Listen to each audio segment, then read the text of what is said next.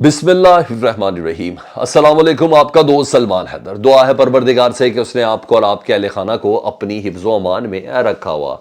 इस व्लॉग के दीगर आम तरीन टॉपिक में सबसे टॉप ऑफ द लिस्ट ये है कि जनरल बाजवा साहब ने एक बार फिर अपना मौक़िफ़ दिया और इस बार अंडर द लाइन कुछ धमकियां भी दी हैं कि अगर उन्होंने ज़ुबान खोल दी और 5% सिर्फ ज़ुबान खोल दी तो शायद कोई मुंह दिखाने के लायक भी न रहे।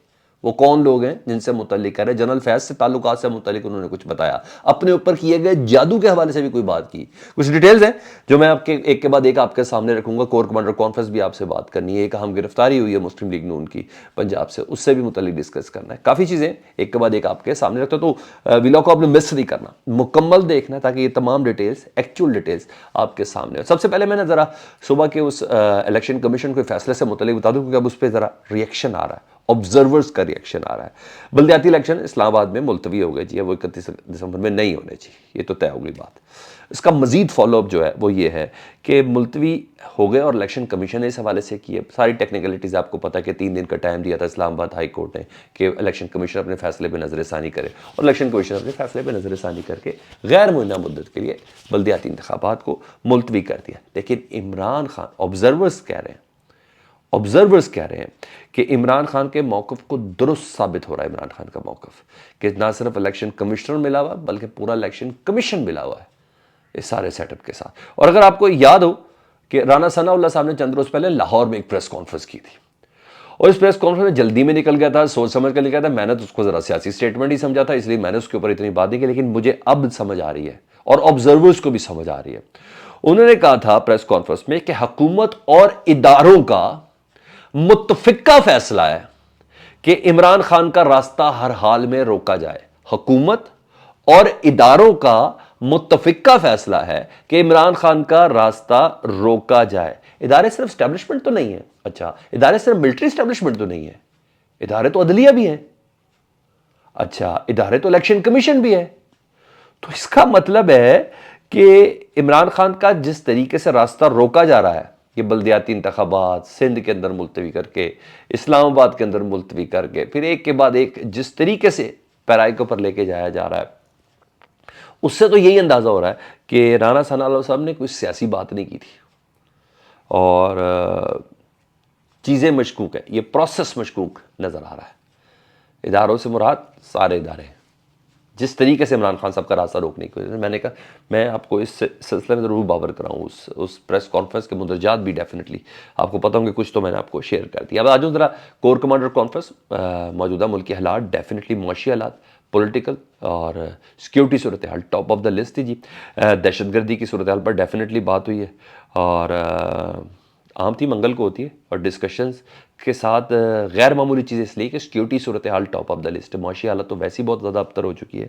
डेफिनेटली फ़ौज का उसमें भी बड़ा किरदार है और जनरल बाजवा साहब का बड़ा किरदार था। आम फैसले लिए जा रहे हैं और अभी इन फैसलों से मुतल्लिक हुकूमत को आगाह किया जाएगा और हुकूमत तक बताया जाएगा इन फैसलों को मोस्ट प्रॉबेबली बुध के रोज़, यानी कल या इसी हफ्ते, उन तजावीज़ को सामने रखते हुए, फ़ौज की तजावीज़ को सामने रखते हुए NSC की मीटिंग बुला ली जाएगी, नेशनल सिक्योरिटी कमेटी की, और फिर अवाम को एतमाद में लिया जाएगा कि हम जो ऑपरेशन लॉन्च करने जा रहे हैं वो क्या है। फिर वो अलग बात है, वो दूसरी चीज़ें, वो प्लान सी हुकूमत का ये है कि इसी NSC की कमेटी को जो इजलास है उसके कंधों पर रख के इलेक्शन को डिले करना या जो कुछ करना वो अलग थी। लेकिन मैं सिर्फ पर्टिकुलर मैं सिर्फ कोर कमांडर कॉन्फ्रेंस के ऊपर आना चाहता हूँ जी।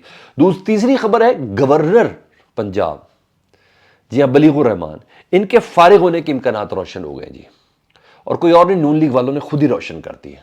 और ये मैं आपको कच्ची खबर नहीं दे रहा, महज ये मैं आपको सिर्फ व्यूवरशिप के लिए नहीं दे रहा, मैं आपको बता रहा हूँ ये खबरें बाकायदा से, और ये नून लीग की जो सीनियर क़यादत है उन्होंने इस पर की। ये वो गवर्नर है जो वज़ीर आला परवेज़ इलाही को फारिग कर रहे थे, जी हाँ, अब ये फारिग होने जा रहे हैं। क्या है जी, दो खबरें दोनों इसके अंदर लगे थे। गवर्नर पंजाब ने गैर आइनी तौर पर डी नोटिफाई किया, ये तो सबको पता चल गया ना, अदालत ने कह दिया, मुअत्तल कर दिया फैसले को, तो गैर आइनी था तो मुअत्तल किया था ना, तो अदालत ने कौन सा पढ़ना और कौन सी तशरीहात के अंदर जाना था, और सारी चीज़ें भी उन्होंने पूरी कर दी PTA वालों ने। तो वज़ीर आला पंजाब को लाकर उन्होंने अपने हदूद से तजावुज़ किया। कानूनी माहिरीन एतजाज़ एहसन तक सब कह रहे थे कि उन्होंने अपनी हदूद से तजावुज़ किया, और लाहौर हाई कोर्ट ने भी फैसला मुअत्तल कर दिया। ये तो सब चीज़ें PTA इस सिलसिले में दरख्वास्त लेके पहुँच गई है जी कि गवर्नर का कदम गैर आइनी था, और सदर को भी उन्होंने ख़त लिख दिया। ये तो चीज़ है। दूसरी जो खबर है ना, ज़राए मुझे कंफर्म कर रहे हैं कि अहम सीनियर नून लीगी क़यादत ने भी नाक़िस हिकमत अमली के ज़िम्मेदारों के तयन का मुतालबा कर दिया है कि गवर्नर बलीगुर रहमान की नाक़िस हिकमत अमली थी। राना सनाउल्लाह का पुश था, राना मशहूद का पुश था, जो कुछ भी था, इससे जलील हुई है नून लीग और उसकी पॉलिसी और उसकी क़यादत, क्योंकि बिल्कुल नाक़िस हिकमत अमली थी। और ये सीनियर नून लीगी रहनुमा कह रहे हैं, और उजलत में ये फैसला किया गया है, बगैर किसी मनसूबाबंदी के ये फैसला किया गया है। पीपल्स पार्टी को इस डी नोटिफिकेशन के हवाले से वैसे ही तापुजात थे कि गवर्नर को ये नहीं करना चाहिए था, और पीपल्स पार्टी का मानना है ये सिर्फ और सिर्फ नून लीग की सोलो फ्लाइट थी। तो नून लीग बिल्कुल अलग चीज। और ये कहते हैं नून लीग की क़यादत कि अब प्लान बी कोई नहीं है हमारे पास कि परवेज़ इलाही अगर एतमाद का वोट ले लें तो क्या प्लान बी। उन्होंने कही इस तरीके से में किया गया है, और अब नई कानूनी टीम तश्कील करने के वैसे बात है। तो ये इसका बड़ा कभी इम्कान है कि चंद रोज़ में गवर्नर बलीगुर रहमान भी फारिग हो सकते हैं। एक तो पीटीआई की दरख्वास्तों की वजह से, दूसरा नून लीग की मुखालफत की तरफ से। तो ये भी मैंने कहा था कि ये डेवलपमेंट हो रही है और ये फ्रेश डेवलपमेंट हो रही है, तो मैं आपके साथ ज़रूर इसको शेयर कर दूँ जी।